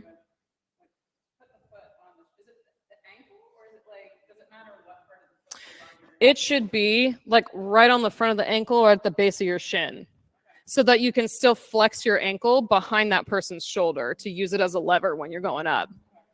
Anybody else? Question, Connor. Oh, 100%. Yeah. Yeah. So I'd shared this with one group when we were in the shoulder press exercise. Like, what is the point of getting the upper back super strong? Because we're bipedal and all you do is walk on your feet all day, this feels super comfortable and confident for us to move around. Our ankles and hips are designed to bear weight that way. Your upper body, not used to bearing weight after childhood. It's very rare that adults hang out down here and move around on all fours. So your wrist gets super weak, and then the shoulders, because of this, atrophy, so they can't bear weight as easily. So if you're super shaky, those beginning exercises that we did with the planks and the taps and all that will start to strengthen that and balance the upper and lower parts of your body so they start working together like a unit instead of two separate pieces. Anybody else? Good, awesome. Okay, I've got time for like one or two more. Amanda, can I ask you for assistance again? Okay, so this one's a little bit trickier. If you feel like I'm not quite there yet, you can just step back and we'll pair up the people that feel comfortable doing this one. Or if there's two people that are like, I'm not quite there yet, you can go back to the one that we just did with the down dog and the foot on the shoulder and press up. Cool? Okay, so partner 1, partner 2, partner 1. You're gonna be in a plank. Everyone's already like, oh God. Partner 2, you're gonna be in a catcher, like a baseball catcher's crouch behind this person. So when you're in a crouch, your feet are turned out to the side, elbows are on your thighs. So you're not holding up all the weight of the person in the plank. Your legs are in the ground and the ground is holding up the weight of the person that's in the plank. You're going to grab on to one, they'll say, I'm lifting this leg. Grab that ankle. So I'll be in plank. Amanda will be behind me. I'm gonna make sure that I've got none of this going on right here. I'm going to walk myself forward a little bit. I'm lifting my right ankle and she's going to cut my right ankle. I'm going to press into her foot and she's going to cut my left ankle. You can hang out right here. This is a very good strength builder for getting upside down. Or you can play around with having one foot on the ground and one foot piked up in the air. So let's play around with the plank part first and then we'll add on the second piece. You can stick with your partner you're with. Thanks, Amanda. Partner one, you are in the plank. Shh. Guys, if you listen, it's way easier when it's quieter to hear all the different steps. So partner one is in the plank. Partner one's, you can stay on your knees for right now while I explain partner two. Yeah. Partner two, it's a low squat. A low squat. Turn your feet out so your feet can be flat on the floor, elbows on your thighs. Good. You want your hands pretty close to the ground towards where their feet are going to be in their plank. Now, partner one, you can come into your plank. Partner two, I know it's a lot of groin work. Stay down here in your crouch with me. We're both getting a good workout here. Okay, partner one, you're going to lift your right ankle. Partner in the crouch, you're just grabbing the ankle. That's all you're doing. You're going to cup your hand like a C-shaped hand, grab the ankle. Partner two, you're going to lift your other foot and come into their other hand. Woo! All right. Partner in the plank. Pelvis, pull the pit of your belly in and up. Knit your ribs together. Nice, Kimberly, just like that. Good. Partner in the plank. Drop your right foot to the floor. Drop your left foot to the floor. Good. Come to your knees. Okay. So we're going to play with this piece a little bit because there's a lot of happening. We're going to play with this piece a little bit. Christy, you at home can do this by putting two blocks together and using the blocks to tap your feet on the floor. So you'll be in the plank and your toes will be on a block and you're tapping off to the side. It's the same thing, but without a partner. Okay. Partner that is in the crouch. You're not grabbing. They're just lifting your hand. There's no, because this is what's going to happen. If you grab someone's ankle, then your weight goes forward with them. That's not what you're looking for. You need to stay stable with your elbows on your legs. So when they lift your foot, you're just cupping their ankle. Does that make sense? And then their other foot comes up, you cup that ankle, and you're holding them in the plank. People in the plank, when someone's holding on to both your legs, you're in the plank, you lift, and then a lot of people will go and lose it and expect the other person to hold up the weight, which they can because they're stabilized to do that. And though, stay in that structure that we've been working on this entire time. Don't lose it and let yourself hang to the floor. It's right here, and it stays right there. Okay, let's try that again. Person that's in the plank, stay in the plank. Same person, under the shoulders, yep. Person in the plank, press your fingertips into the floor. Your wrists are stacked right under your shoulders. Lift your right leg. Person in the crouch, catch the ankle. Good, beautiful. Now, lift your left foot. Let them catch your ankle. Stay right here. Stay right here. Person in the plank, flex your ankles, point your toes toward the floor. Yes. Beautiful. Much better. Okay. Person in the plank, place your right foot down. Place your left foot down. Come down to your knees. That was a little bit more, yeah, more stable that time. Does anyone have any questions? No, we're good. Okay. Switch partners, or switch positions, not partners, switch positions. All right, person, get into your crouch first. Flat feet, toes turn out to the side, elbows on your thighs. Elbows have to be on the thighs. Good. Planks, come into your plank. Front of the pelvis up towards your belly button. Knit your ribs in and press with your palms. Lift your right foot. Let them catch your ankle. Good. Press into their hand like you press into their shoulder. Lift your left foot. Let them grab your ankle. Stay right there. Stay right there. Flex your ankles, those of you in the plank. Good. Let your right foot come to the floor. Let your left foot come to the floor. Good. Come down on your knees. Whew. Okay. Does anyone have any questions? Question? Go for it. No? Okay. Does anyone have any questions? Has anyone realized that they're actually more stronger than they thought they were, and this is actually not that big of a deal? Yeah, Amanda. Yeah, Chris. Yeah, Kimberly. Exactly.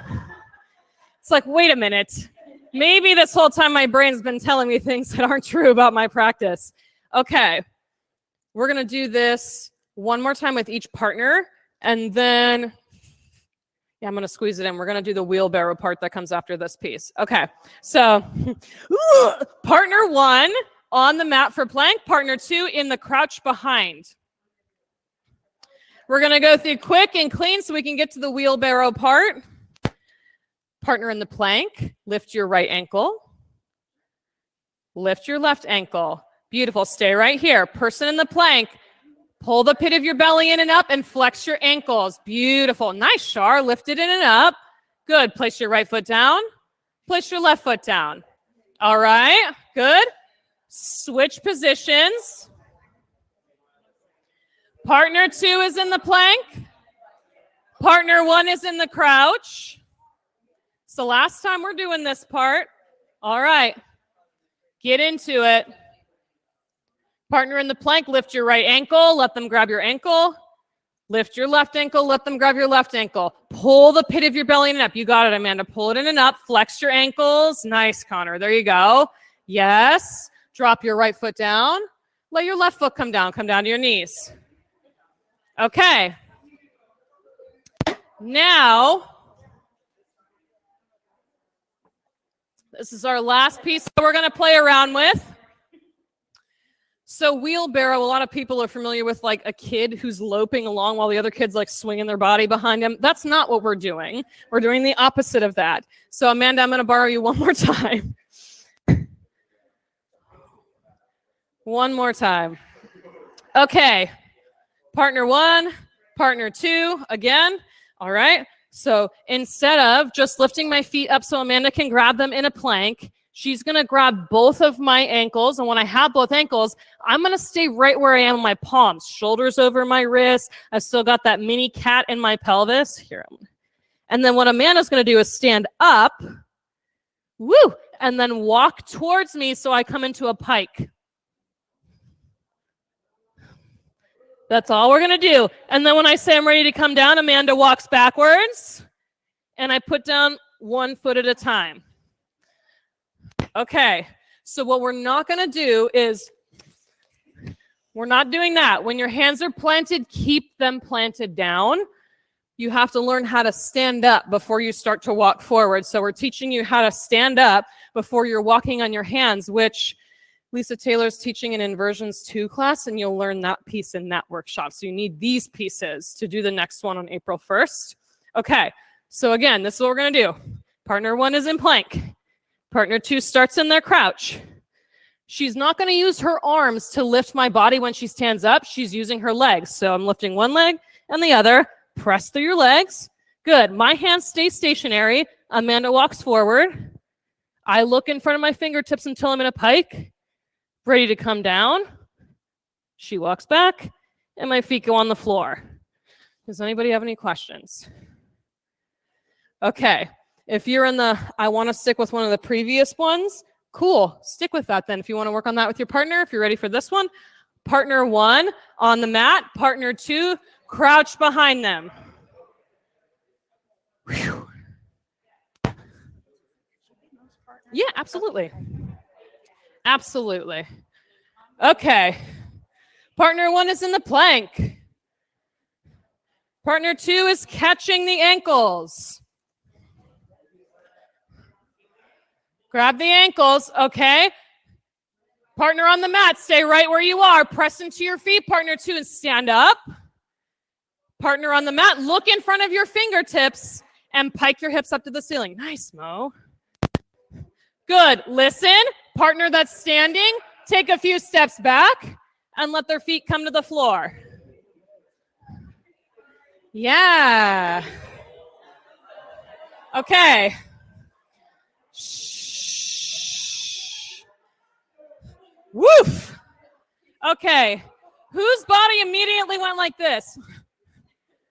Who's doing the banana back in this pose? Yeah. Who's doing the arm flaily thing? Okay, we're going to skip that this second time. We're going to do the same thing. Same person on the mat. We got the jitters of the thing out of the way.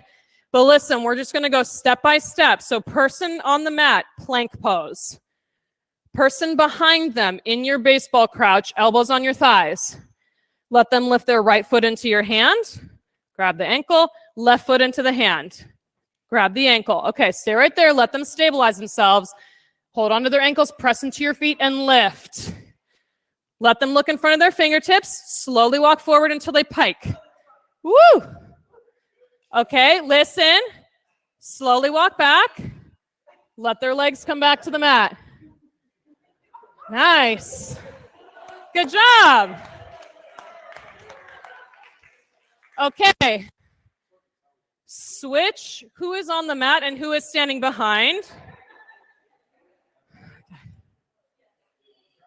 Partner on the mat, plank pose. Partner behind them, crouch, elbows are on your thighs, feet turned out to the side. Partner in the plank, lift your right foot, catch. Lift your left foot, catch. Look in front of your fingertips, planks. Those of you holding the ankles, just stand up, use your legs, press, press, press. Slowly walk forward so they can stack their hips over the, nice, Janet. Good. Slowly walk back. Let their feet come back down.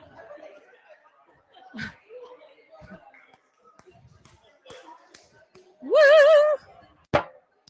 Okay. Shh. Who feels like I'm not getting this, or I feel like I'm not being a good enough partner, whatever that means, but you know what I mean? Like, who feels like they're not being supportive of their partner, or they're not quite getting the thing? Does everyone feel like they're getting the thing? Who's sweaty and tired? Yeah.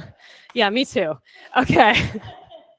So you're building all of these pieces, but they're all pieces that we've been working on this entire practice, and pieces that you can put into your practice on your mat. Even really simple things like somebody calls chaturanga and instead you just do this before you go down to chaturanga, you can stick that into your vinyasa and just be slightly behind the person who's practicing next to you to incorporate and build strength and build the container for these things.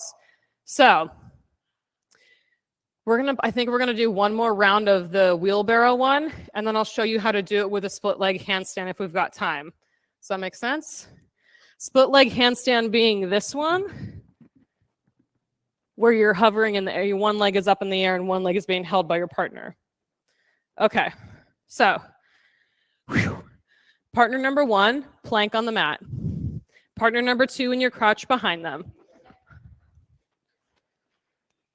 Partner in the plank, lift your right foot, let them catch it. Lift your left foot, let them catch it. All right, let them get stable. Flex your ankles, planks. Good, press into your feet, partner two, rise up. Slowly walk forward. Let them hike their hips over their shoulders. Over the shoulders. Good, slowly walk back. Let their feet come down to the floor. Good. All right. Switch. Switch positions. Partner in the plank. Come into your plank. Get yourself short up. Front of the pelvis up. Put the belly in and up. Lift your right leg. Let them catch it. Lift your left leg. Let them catch it. Pause right there. Let them stabilize their plank while you're holding their ankles. Okay, stand up. Press into your feet. Walk yourself forward until your hips are stacked over your shoulder. Look in front of your fingers. Good. Slowly walk back. Place their feet back down. Beautiful.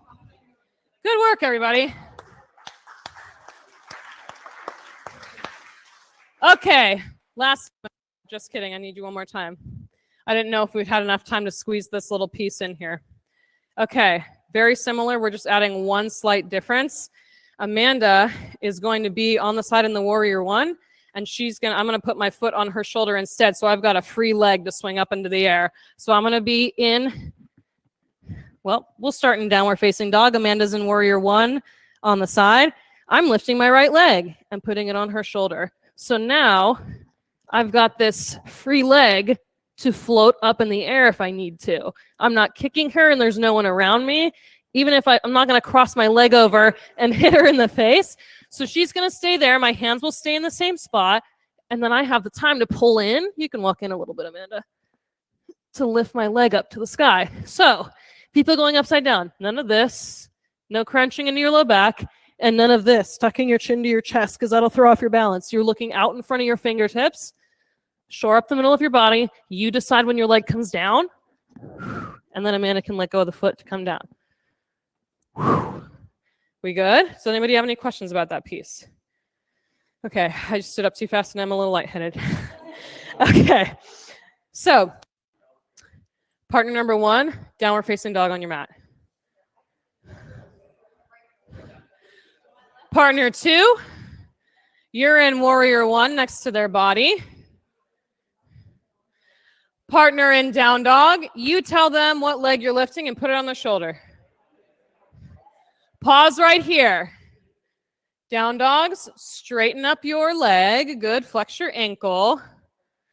Press into that shin and let your floating leg, your free leg, come up into the sky. Good, you can walk your hands back towards the warrior 1 partner to stack your hips a little more if you want. Good, let the free leg come down to the mat. Listen, free leg down, and then let your foot come off the shoulder. Piece of cake. Piece of cake. All right. You good, Allie? Okay. Switch. Partner 2 is on the mat. In your down dog.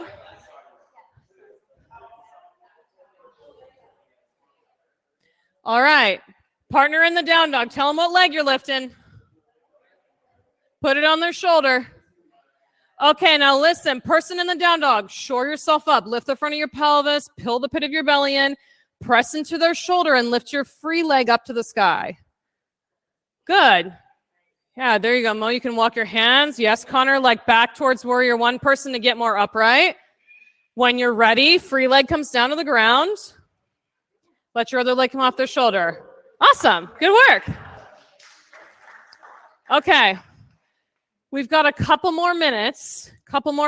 So you pick what thing you and your partner want to work on. Just communicate which one of these partner exercises you want to do. You've got a couple more minutes to do them, and then we're going to get wrapped up, okay?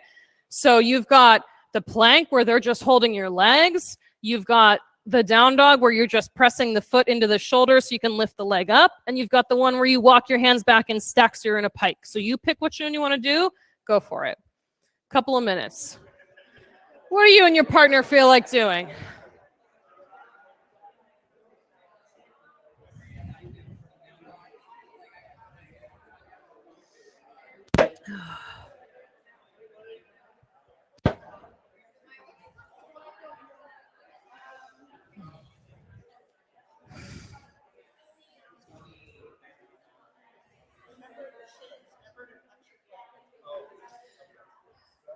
Nice, Christy. Squeeze your inner thighs together when you go up. Yes.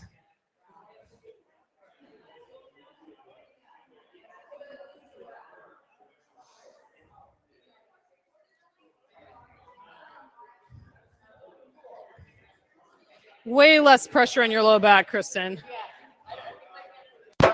Oh, yeah, that'll do it.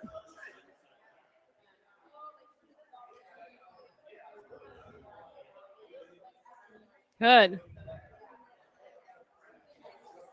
Good. Press and lift. Good. We good? We good? Everyone's like, I'm tired, man. I want Good? Sweet. Okay. Yeah, you're welcome. Okay. Good. Look out in front of your fingertips. Nice, Jody. Good. Front of your pelvis up. You got it. And then let your leg come down in control. Beautiful. Nice, Connor. See if you can square your hips a little more, like squeeze your inner thighs together even though they're legs apart. Yes, like that. Like there are scissors and they're trying to close. Good. Good work. Okay. All right. Nice, Ashley. Pull your ribs together, girl. Okay. It wouldn't be a yoga practice without a Shavasana, right? Like everyone's like, oh, yes. All right. So make your way back to your mat. Make your way back to your mat, finally.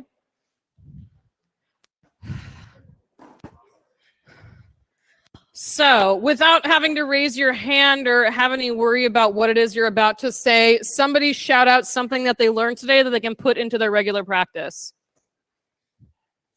Don't all shout at the same time. Pike on the wall? Great. Your pelvis works. That's important. What else? Wheelbarrow. Great. What else?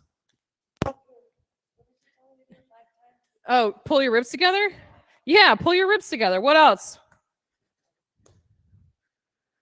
What are you picking up? What was that, Chris? Let go. Who would have thought? Who would have thought? It's not so scary. It's fun and can be excitable really quickly, but it's not so scary. One or two more. What else you guys got? Have fun. Yes, it is very energizing being upside down. So if you feel yourself feeling sluggish at work, just tell your neighbor not to worry about the bang against the door. You're just getting upside down for a second to re-energize your brain. Okay. Everybody come onto your back on your mat.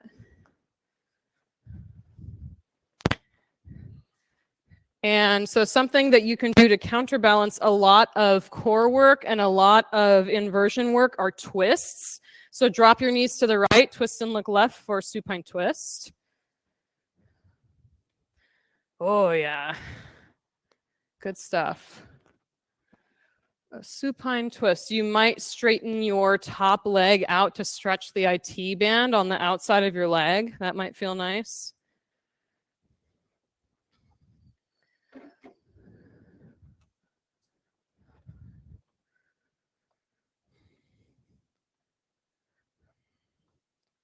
Supine twist the opposite way.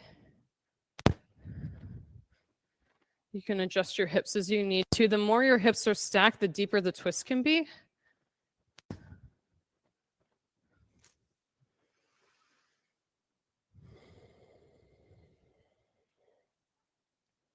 Yeah, you can add that straight leg if you want.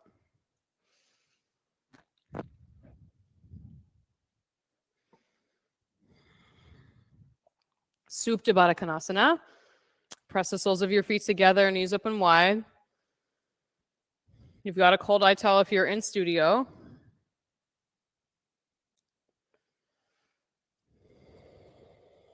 Hip openers are also a good counter to doing inversion and core work. It opens up that space you've been pulling into center line so much.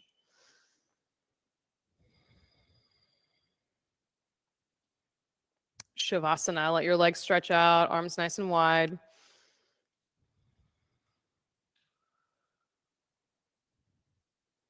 Take one last big breath in together. Fill yourself up, your whole lungs, your whole big broad upper back. Exhale it out. Let your entire body rest easy on your mat.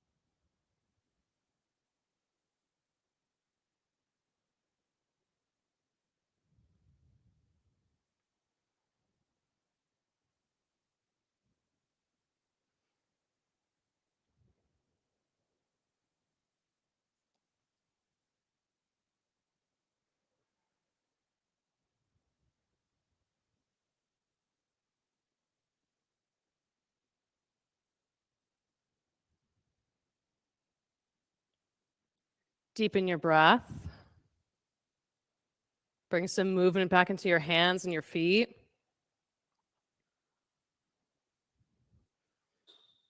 And plant your feet on the floor, rock onto your right side.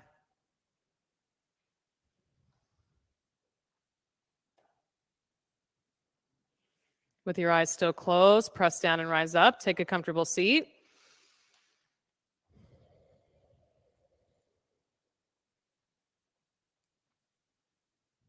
Inhale, reach your hands overhead. Exhale, thumbs to heart center. We'll finish out this big, long, sweaty workshop together with one big Om. Take a deep breath in.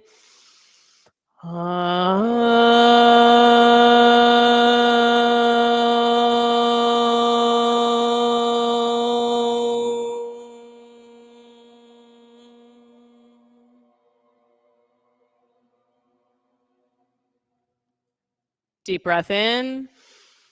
Exhale it out.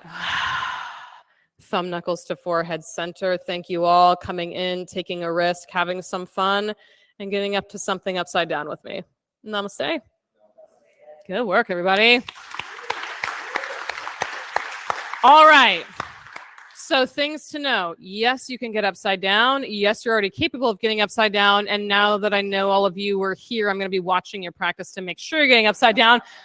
But also, Lisa Taylor is going to be teaching the second version of this inversion workshop, which is going to be on April 1st, 2 to 4, incorporating a couple of the pieces that we did, but mostly new things, and then more advanced techniques like walking on your hands or coming away from the wall and that type of thing. So you don't have to have done this workshop. Like if you have friends who wanted to come to this and couldn't, but they want to do the second one, they can still do that.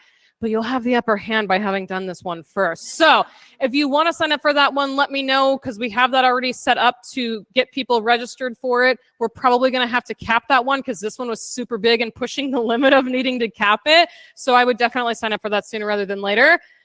Eye towels can go in the basket out by the front desk. And if you have any questions or anything like that, let me know. Have an awesome rest of your weekend, and I will see you soon. You're welcome.